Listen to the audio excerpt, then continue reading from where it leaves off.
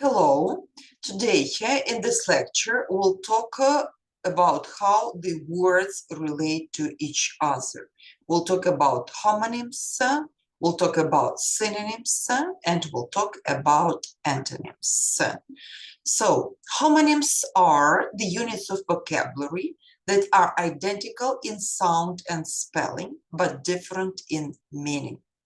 Their forms may be phonetical and graphical, their meaning may be lexical and grammatical, and the paradigm of forms may be different from homonyms or homographic forms.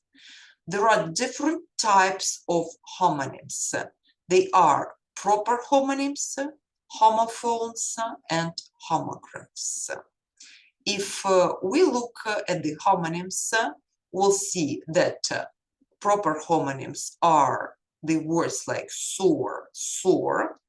Homophones are the words with the same sound but different in spelling, like air, air. And homographs are the words different in sound but accidentally identical in spelling, lead, led, wind, wind. So the list of homonyms in English is really long.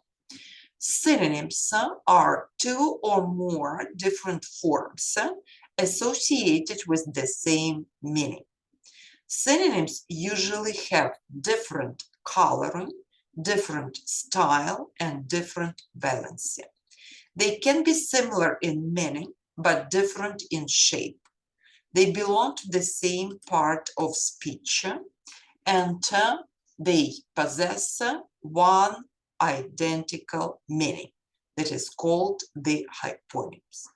Synonyms may be contextual synonyms that have similar meaning only in certain context, as the words buy and get, and total synonyms that are words that have similar meaning only in any context.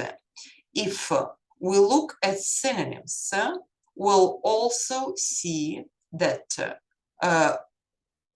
there is hyperonym, or there is hyponym, and there are contextual synonyms as to buy, to get, and noun or substantive, which are total synonyms. So antonyms are the words denoting objects, things, actions that are opposite in meaning. Antonyms belong to the same part of speech and the same semantic field. They are identical in style. There may be contradictory antonyms and contrary antonyms, absolute antonyms and derivational antonyms. Let's look at them. Antonyms which are contradictory are the notions that oppose each other, as old, young. Contrary antonyms oppose each other but may be gradable. For example, old, middle-aged, young. Absolute antonyms derive from different roots and denote totally different notions, as, for example, right and wrong. And derivational antonyms are coined from one stem with the help of affixes. Examples here are happy and unhappy.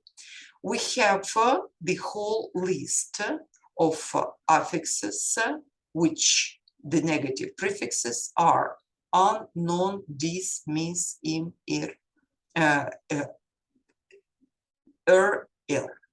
So, and also we need to say that antonyms can't have stylistic variations. The members of the same antonymic pair belong to the same sphere of collocation. Also, we need to note that there are paronyms.